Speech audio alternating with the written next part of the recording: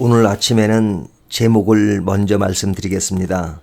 하나님만 의지한다는 것은, 우리가 하나님만을 의지한다는 것을 오해하면 사람의 역할을 제대로 하지 않고 최선도 하지 않고 노력도 하지 않으면서 그냥 하나님께 기도만 하는 그런 모습, 그래서 좀 광신자처럼 또 신비주의자처럼 생각하는 성향이 있습니다.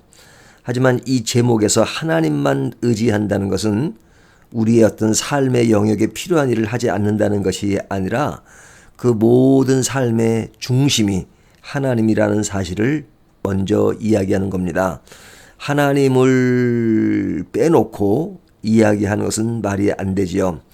이스라엘 백성들이 항상 문제를 일으켰던 것 중에 하나가 뭐냐면 그들은 하나님을 섬기고 우상을 섬겼습니다. 그러니까 하나님은 나 외에 다른 신을 섬기지 말라 이렇게 말씀하셨어요.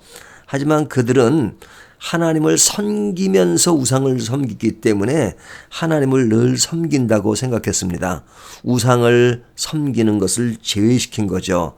하지만 우상을 섬기면서 하나님을 섬긴다는 것은 말이 되지 않는 것입니다.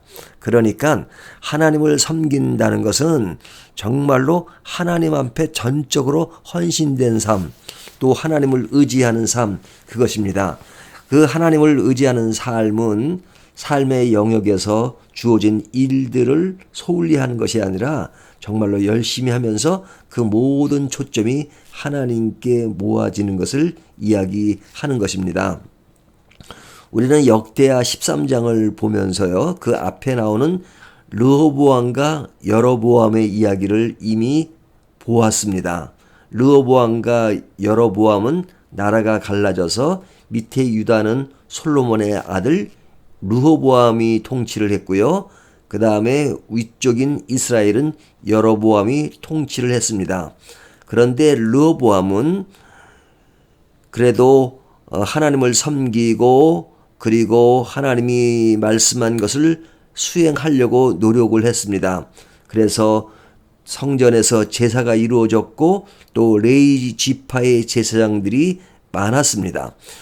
여로보암의 그 나라는 이스라엘은 레위 제사장들을 인정하지 않고 다른 제사장을 세웠기 때문에 그 레위 지파 사람들이 유다로 넘어와서 유다의 르호보암을 돕는 그 레위 제사장들이 많았던 겁니다.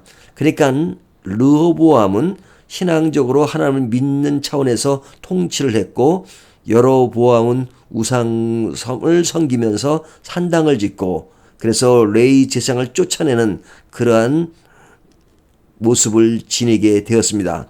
이런 상황에서 르호보암이 죽고 그의 아들이 지금 그 아버지를 이어 나라를 통치하게 됩니다. 그 사람이 아비야입니다. 아비야의 이야기가 오늘 본문에서 이야기되고 있는데 이 아비야와 지금 위쪽은 여로보암이 그대로 살고 있었는데 그와 전쟁이 일어나게 됩니다. 그 전쟁의 상황을 보면 이스라엘은 80만 대군을 준비하고요.